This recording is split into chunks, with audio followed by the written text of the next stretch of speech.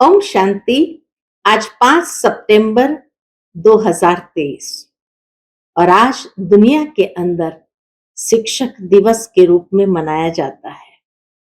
Teachers day है और स्कूलों में बच्चे स्वयं को टीचर के जैसे ड्रेस करके, जैसे टीचर के समान बनकर क्लास में कोई ना कोई सब्जेक्ट को जरूर पढ़ाते हैं।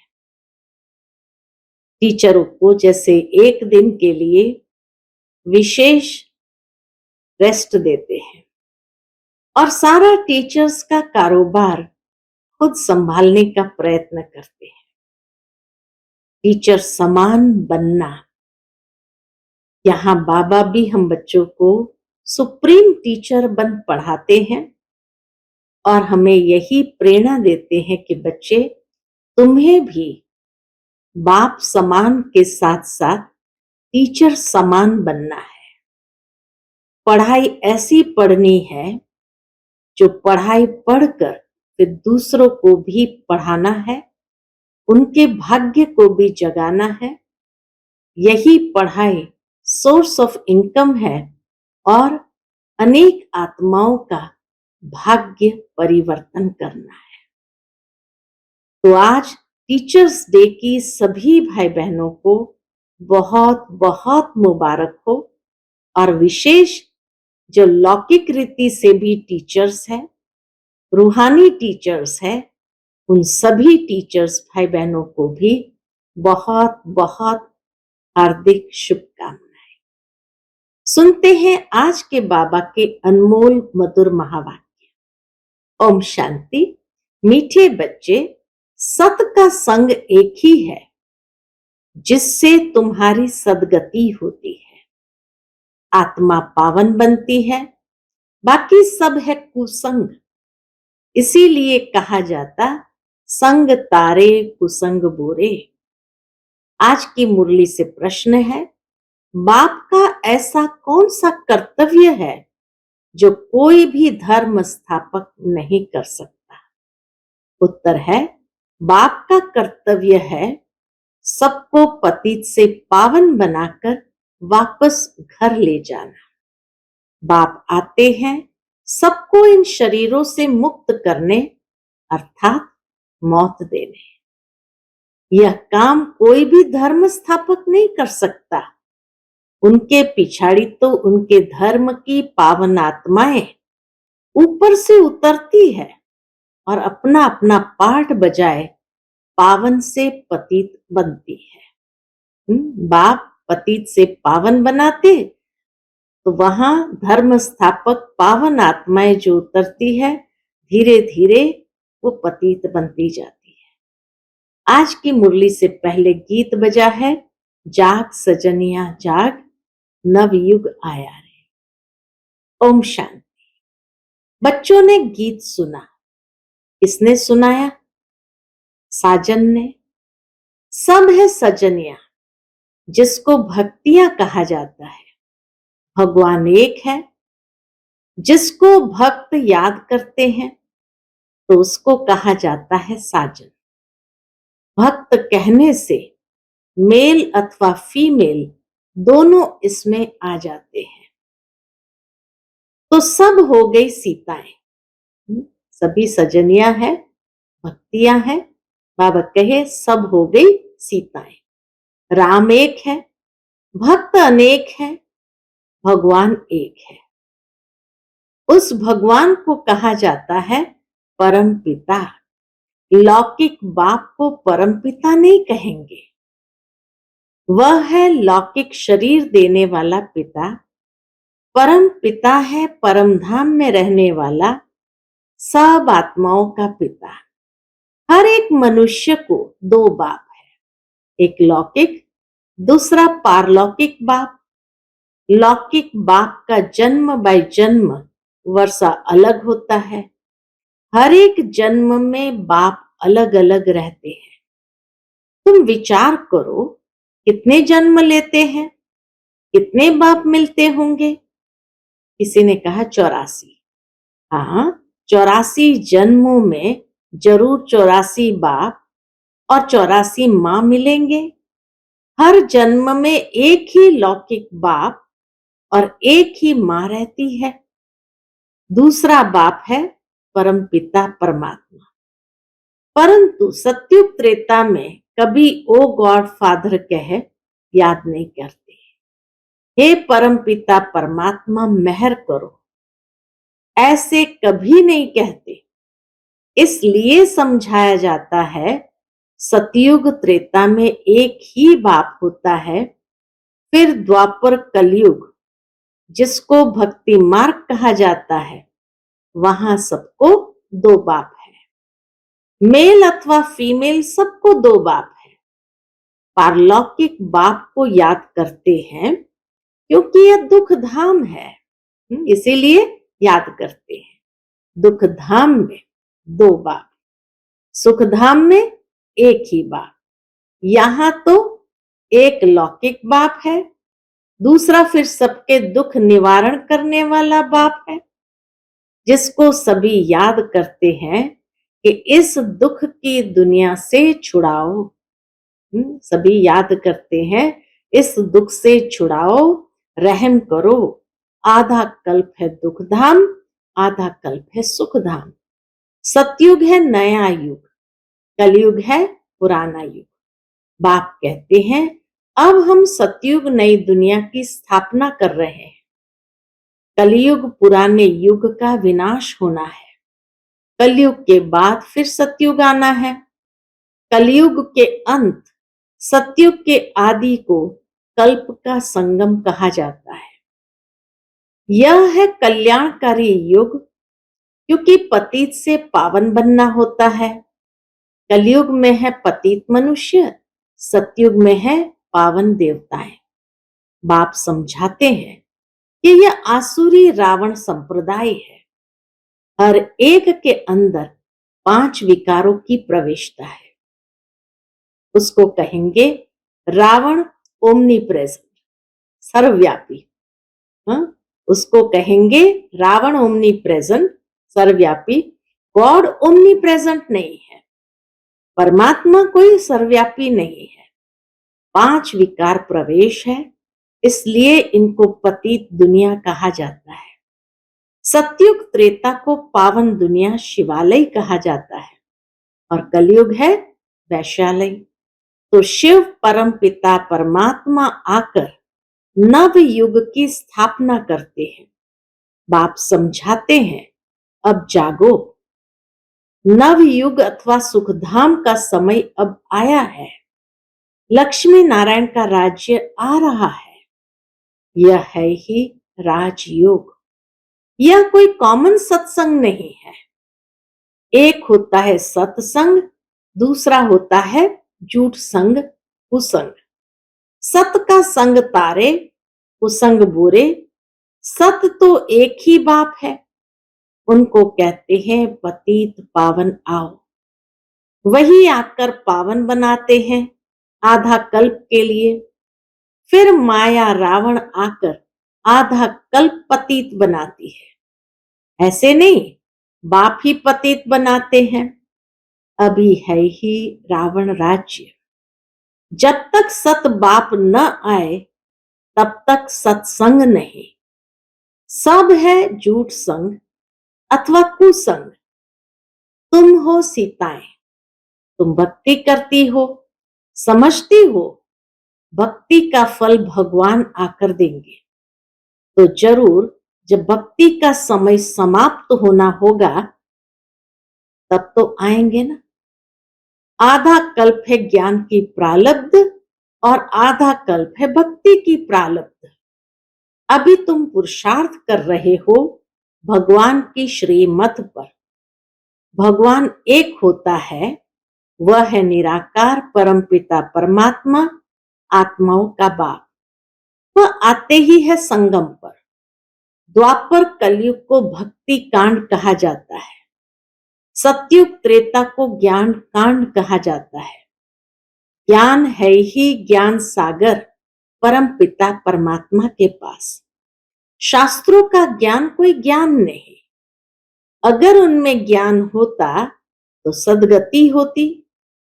भारत जो हीरे जैसा था अब है नहीं।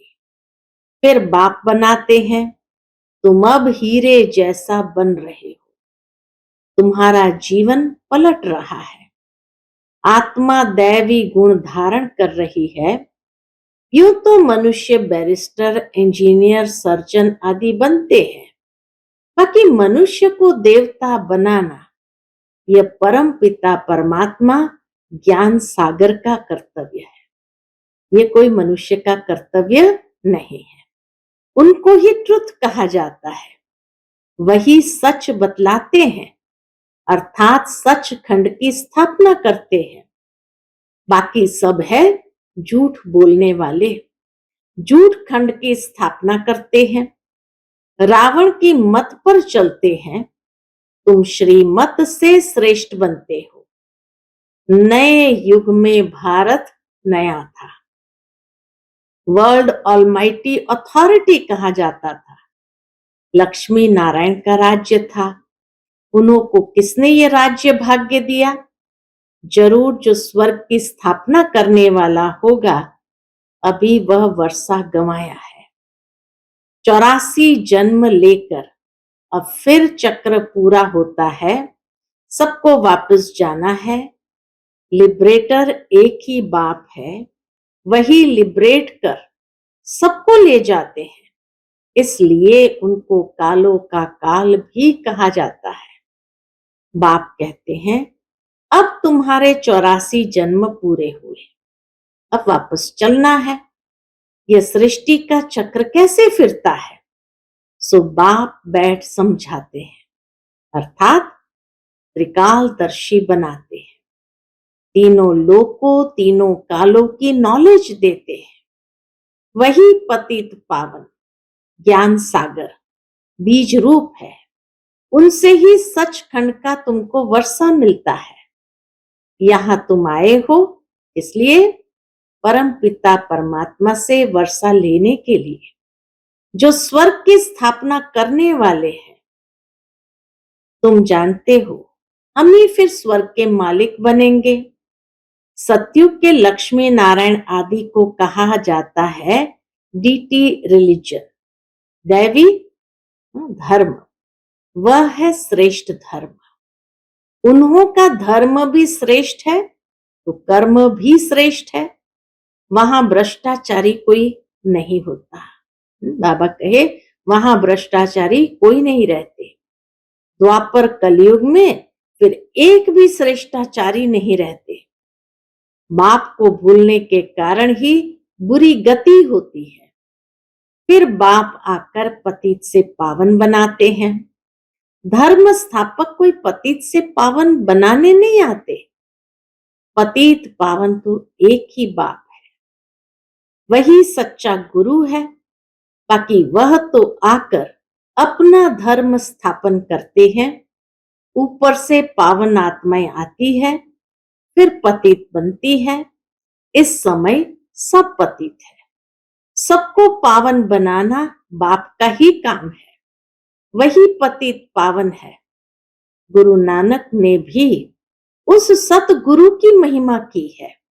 गुरु नानक देव ने जितनी स्पष्टता से उस सतगुरु की महिमा लिखी है, उतना और किसी ने नहीं किया। इस पुरानी दुनिया के विनाश लिए ही यह महाभारत लड़ाई है। बाकी ऐसे नहीं तुमको लड़ाई के मैदान में ज्ञान देते हैं। ज्ञान के लिए तो एकांत चाहिए। ज्ञान के लिए तो एकांत चाहिए। 7 रोज भट्ठी में रहना पड़े। बाकी तो है भक्ति की सामग्री। भक्तों में भी कोई बड़े तीखे तीखे होते हैं। रुद्र माला भी है तो भक्त माला भी है। वह है भक्तों की माला, यह है ज्ञान माला।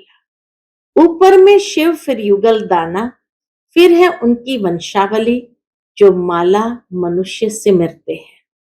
राम राम कहते रहते हैं क्योंकि दुखी है। रावण संप्रदाय राम को याद करते हैं। बाबा कहे रावण संप्रदाय राम को याद करते हैं कि आकर अपना बनाओ। अभी तुम ईश्वरीय गोद में आए हो। वास्तव में सब आत्माएं परमपिता परमात्मा की संतान है। मनुष्य सृष्टि प्रजापिता ब्रह्मा की संतान है। मनुष्य सृष्टि में जो भी है वो सब कौन है? ब्रह्मा की संतान है। प्रजापिता ब्रह्मा द्वारा मनुष्य सृष्टि रची है। आत्मा तो अविनाशी है। आत्माओं का अविनाशी बाप है। अभी तुमको दो बाप है, एक विनाशी, दूसरा अविनाशी। ब्रह्मा भी शरीर छोड़ देते हैं, शिव बाबा को तो अपना शरीर है नहीं। वह तो जन्म मरण रहित है। जन्म मरण में तुम बच्चे आते हो। तुम आदि सनातन देवी देवताओं के ही 84 जन्म है।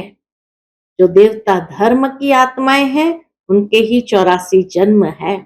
हिसाब है ना, गुरु नानक को तो 500 वर्ष हुए, तो इतने में 84 जन्म कैसे लेंगे? बाकी लाखों जन्म की तो बात ही नहीं है। बाप समझाते हैं अभी सबके जन्म आकर पूरे हुए हैं, फिर नए सिर खेल सतयुग से शुरू होगा। सतयुग में तो थोड़े चाहिए, बाकी इतने सब कहां जाएंगे? उन्हों के लिए ही यह भंभोर को आग लगनी है। इन बॉम्ब्स, नेचुरल कैलेमिटीज आदि से सब खत्म हो जाएगा। बाकी आत्माएं सब चली जाएगी मुक्ति धाम। यह कयामत का समय है, सबको वापस जाना है। भारत को अविनाशी खंड कहा जाता है, क्योंकि भारत ही बाप का जन्म स्थान है। शिव बाबा भारत में ही आते हैं। पतित पावन बाप यहां जन्म लेते हैं, तो गोया सभी धर्म वालों के लिए भारत बड़े ते बड़ा तीर्थ स्थान है। इतना भारत का महत्व है, परंतु महत्व को उड़ा दिया है। भारत का महत्व बहुत है, लेकिन बाबा कहे महत्व को ही उड़ा दिया है। यह भी ड्रामा का खेल है, जो बाप ही आकर समझाते हैं। बाप कहते हैं मैं ही ज्ञान का सागर हूं। लक्ष्मी नारायण को ज्ञान सागर नहीं कहा जाता। उनमें रचयिता और रचना के आदि मध्य अंत का ज्ञान नहीं है। वह ज्ञान जरूर तुम्हारे में है। तुम ही मनुष्य से देवता बनते हो। तुम यहाँ आते हो पतित से पावन बन, पावन दुनिया का मालिक बनने। बाप आत्माओं से बैठ बात करते हैं। निराकार बाप इनके ऑर्गन्स का लोन लेकर पढ़ाते हैं। तुम्हारी आत्मा भी इन ऑर्गन्स से सुनती है। बाबा ने समझाया है, आत्मा स्टार है जो ब्रुकुटी के बीच रहती है, और वह बाप है सुप्रीम आत्मा। वह सुप्रीम आकर इनको आप समान सुप्रीम बनाए साथ ले जाते हैं। सब आत्माओं का गाइड है। उनको ही दुख हरता सुख करता कहा जाता है। दुख से तुमको लिबरेट कर ले जाएंगे। सतयुग में दुख होता नहीं। नव युग की नॉलेज भी नहीं है ना। नव युग की नॉलेज भी नहीं है ना। ये बातें मनुष्य ने कभी सुनी नहीं है। बल अच्छे व बुरे मनुष्य है, अच्छे और बुरे मनुष्य है, परंतु है तो सब पतित। तब तो गंगा पर स्नान करने जाते हैं, पावन बनने जाते हैं। गंगा को पतित पावनी कह दिया है। गंगा पर नाम रख दिया पतित पावनी। तो गंगा का पतित पावनी नाम रख दिया है।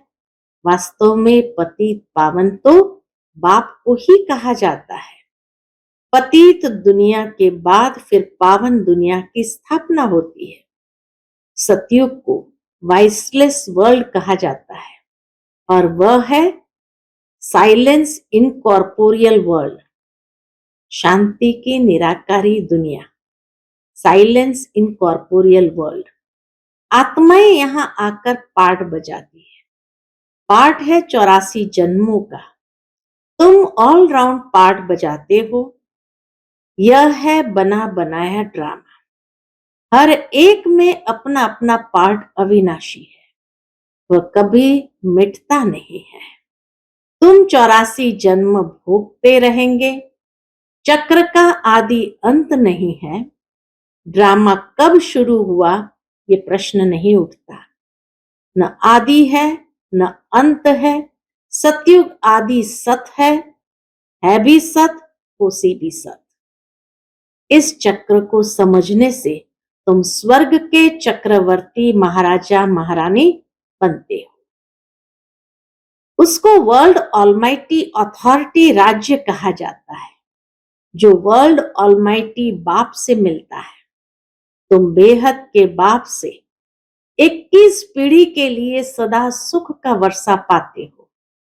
बाप को कहा जाता है हेवनली गॉड फादर। हेवन का वर्षा देने वाला बाप कहते हैं, मैं कल्प के संगम युग पर आकर स्वर्ग का वर्षा देता हूं। जो पुरुषार्थ करेंगे वही सूर्यवंशी राजाई में आएंगे। यह कोई कॉमन सत्संग नहीं है, यह है गॉडली यूनिवर्सिटी। भगवान वाच है ना। भगवान पढ़ाकर मनुष्य को देवता बनाते हैं। ऐसा कोई सत्संग नहीं होगा जिसमें कहे कि हम मनुष्य से देवता बनाएंगे। अभी तुम बच्चे नई दुनिया में देवी देवता पद पाने के लिए पुरुषार्थ कर रहे हो। समझाना चाहिए, दो बाप होते हैं, एक बेहद का बाप, एक हद का। हम बेहद के बाप से वर्षा ले रहे हैं। तुमको भी राय देते हैं, वर्षा लो। श्रेष्ठ ते श्रेष्ठ परम पिता परमात्मा की मत पर चलने से तुम स्वर्ग का मालिक बनेंगे। सच्चा है ही एक बाप, वह आकर पढ़ाते हैं। इनके ऑर्गन्स द्वारा कहते हैं, ब्रह्मा तन से ब्रह्मा मुख वंशावली को वर्षा देता हूं। ब्रह्मा द्वारा तुमको दादे का वर्षा मिलता है। दादे के वर्षे पर सभी आत्माओं का हक है। लौकिक संबंध में सिर्फ मेल को वर्षा मिलता है। तुम तो आत्माएं हो, सब ब्रदर्स ठहरे। सबको शिव बाबा से वर्षा मिलता है। तुमको दादे से वर्षा मिल रहा है। बाप कहते हैं, हम तुमको मंदिर लायक बनाते हैं। मनुष्य में देखो क्रोध कितना है, एक दो का विनाश कर देते हैं। यह है वैशालय। शिवालय था सो फिर अब बनना है। परम पिता परमात्मा शिव आकर शिवालय बनाते हैं। वैशालय से लिबरेट कर फिर गाइड बन सबको वापस शिवालय में ले जाते हैं। सभी अपने पुराने शरीरों से मुक्त हो मेरे साथ चलेंगे। अच्छा, मीठे मीठे सिकिलते बच्चों प्रति माता पिता बाप दादा का याद प्यार और गुड मॉर्निंग। रूहानी बाप की रूहानी बच्चों को नमस्ते। हम सभी रूहानी बच्चों की रूहानी माता पिता बाप दादा को याद प्यार गुड मॉर्निंग और नमस्ते नमस्ते। शुक्रिया बाबा, शुक्रिया। आज की मुरली से धारणा के लिए मुख्य सार है। पहली पॉइंट, दैवी गुण धारण कर स्वयं की जीवन को पलटाना है। सचखंड में चलने के लिए सच्चे बाप से सच्चा रहना है। दूसरी पॉइंट, एक सत बाप के संग में रहना है। मनुष्य से देवता बनने की पढ़ाई अच्छी तरह पढ़कर बेहद का वर्षा लेना है। आज का बाप दादा का मधुर वरदान हम बच्चों के प्रति है, हर एक के स्वभाव संस्कार को जान, टकराने के बजाय सेफ रहने वाले मास्टर नॉलेजफुल भव। हर एक के स्वभाव संस्कार को जान, टकराने के बजाय सेफ रहने वाले मास्टर नॉलेजफुल भव। कोई भी बात को छोटा या बड़ा करना ये अपनी बुद्धि पर है। जबकि एक दो के स्वभाव संस्कार को जान गए हो तो नॉलेजफुल कभी किसी के स्वभाव संस्कार से टक्कर नहीं खा सकते।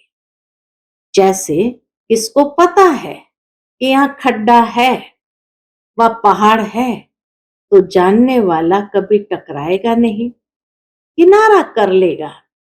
ऐसे आप भी किनारा करो, अर्थात अपने को सेफ रखो।